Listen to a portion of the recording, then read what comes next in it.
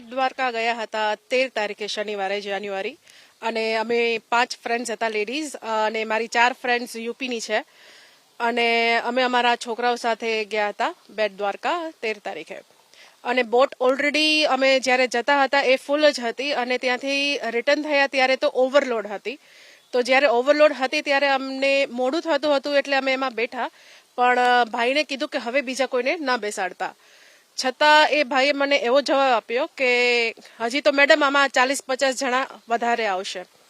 મેં કીધું ઓલરેડી બેસવાની તો જગ્યા નથી, ઊભા રહેવાની પણ જગ્યા નથી, તો 40-50 જણા કેમ ઉમેરશો? તો એમણે એવો જવાબ આપ્યો કે આ તો અમારું રોજનું છે. એટલે મેં ના પાડી કે પ્લીઝ હવે તમે કોઈને આમાં ના બેસવા દેતા, પણ એ માન્યા જ નહીં અને એક વડીલોનું ગ્રુપ હતું એ લોકોને એન્ટર થવા દેતા હતા. એટલે મેં થોડીક રાડો પાડી પણ એમણે ના સાંભળ્યું. બોટમાં બેઠા હતા એ લોકોએ પહેલા તો કોઈ વિરોધ જ ન કર્યો, પણ મેં એ લોકો ઉપર પણ રાડો પાડી કે તમે લોકો પણ નથી બોલતા, તમારી પણ સેફટીનો સવાલ છે, કારણ કે એક પણ લાઈફ જેકેટ નથી આના ઉપર બોટ ઉપર. અને પછી 4-5 જણા બોલ્યા અને મેં કીધું હવે હું વિડીયો સ્ટાર્ટ કરું છું. એટલે મેં વિડીયો એક બનાવ્યો જે વાયરલ થયો છે.